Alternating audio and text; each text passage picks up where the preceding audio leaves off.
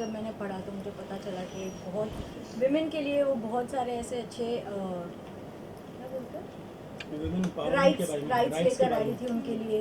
काफ़ी सारी चीज़ें जहाँ पर औरतों को या लेडीज़ की जो कम्युनिटी एज अ जेंडर उनको लुक डाउन किया जाता था, तो उनको कैसे बढ़ाया उन्होंने, उनके लिए अच्छे स्टेटस पर लेकर आई उनको, मतलब एक सेम पोजीशन पे लाकर खड़ा किया जहाँ पर आदमी भी था, गिविंग देम द इक्वालिटी।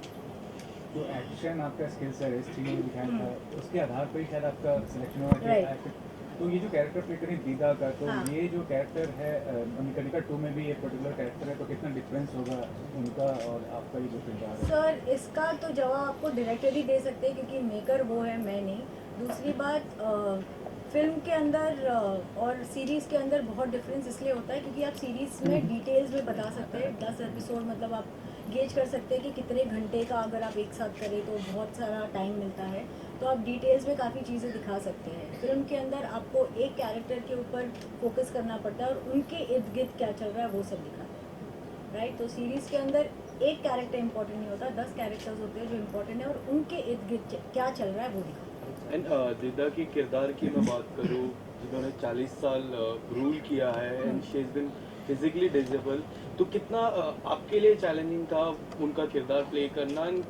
आपने इस किरदार को प्ले करने से No, no, no, you're getting it wrong. This is just the announcement. We are gonna get into the filming from next month. Yes तो अभी तक मैं फिल्मिंग का एक्सपीरियंस नहीं बता सकती क्योंकि वो अगले महीने से स्टार्ट होना है। यस, बट आपने तो कुछ रिसर्च की रहेगी उस किरदार के बारे में, तो क्या लगता है कितना डिफिकल्ट या फिर कितना चैलेंजिंग आपके लिए होने वाला डेफिनेटली है? चैलेंजिंग होगा, स्पेशली जो वॉरियर पार्ट था उनका, वो जो तो जो हिसाब से उनको वॉर्स में जाती थी, फाइट करती थी, तलवारबाजी है, घुड़सवारी है, बहुत सारी चीज़ें हैं क्योंकि वो टाइम पे ऑब्वियसली हमारे पास टेक्नोलॉजी नहीं थी। So there lot of things which take you back to the ancient roots which you have to learn. और हम सब मिलेनियम बेबीज़ हैं, हमको टेक्नोलॉजी के बिना चलता नहीं है। सो हाँ, प्रैक्टिस बहुत लगने वाली है। एंड मेकर्स से सवाल मेरा रहेगा, देयर आर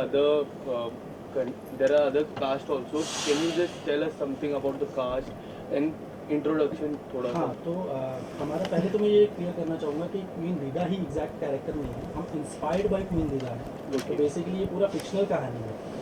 और इस सिल्क रूट के बारे में आप लोगों ने पढ़ा, हम सब ने पढ़ा होगा, बचपन से देखा होगा। तो सिल्क रूट जो था अकेला रास्ता था, 14th सेंचुरी पे बेस्ड है ये कहानी, जो पूरे वर्ल्ड का ट्रेड होता था, बिजनेस होता था। तो अभी तक क्या हम जितने भी हिस्टोरिकल देखते हैं सब्जेक्ट्स, तो कहीं ना कहीं पर्सनल वॉर और उन चीज़ों के ऊपर ज़्यादा बेस्ड होता है। बट अभी ये बिजनेस के ऊपर है। आपने राजनीति देखी होगी, तो राजनीति के अंदर आपने जो सब चीज़ें देखी हैं उसी तरह की राजनीति यहाँ पे भी होने वाली है। बट वो उस ज़माने में कैसे होती थी वो उसके ऊपर है। एंड उस टाइम पे बिजनेस सिल्क रूट के थ्रू कैसे होता था, वो जो एक रास्ता था जहाँ जो रशिया से स्टार्ट होकर अरब कंट्रीज से होते हुए, काबुल कंदार से होते हुए इंडिया के अंदर पहुँचने का रास्ता, and India and then China.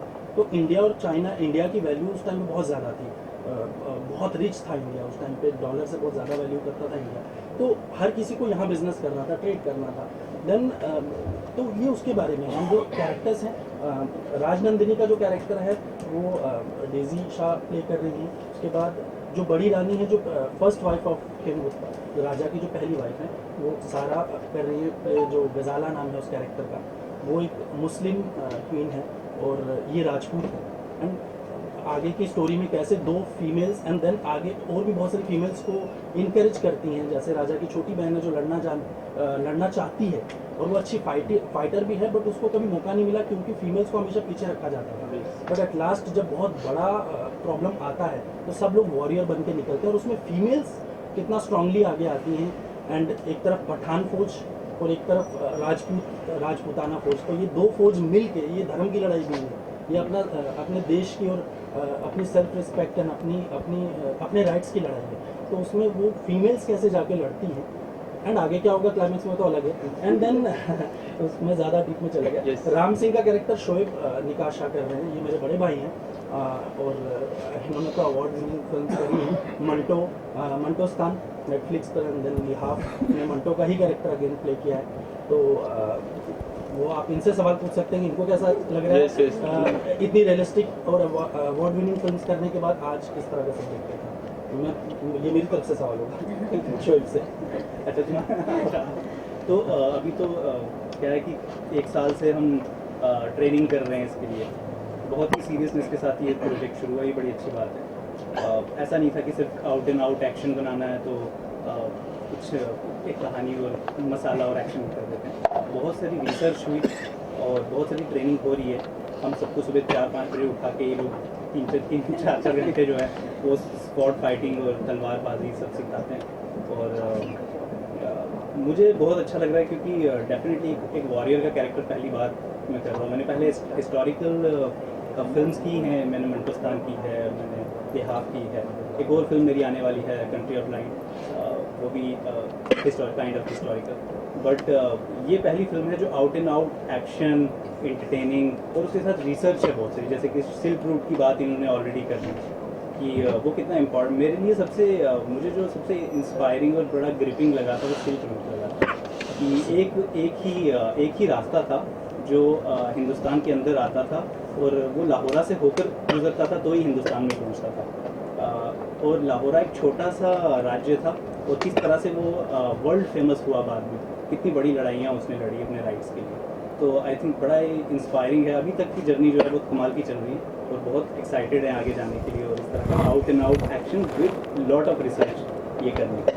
मैं दूसरों को भी इंट्रोड्यूस कर देता हूँ। तो वहाँ अर्जुन मनास हैं, कुछ गाड़ी भी बढ़ा रहे हैं इस कैरेक्टर के लिए देर से।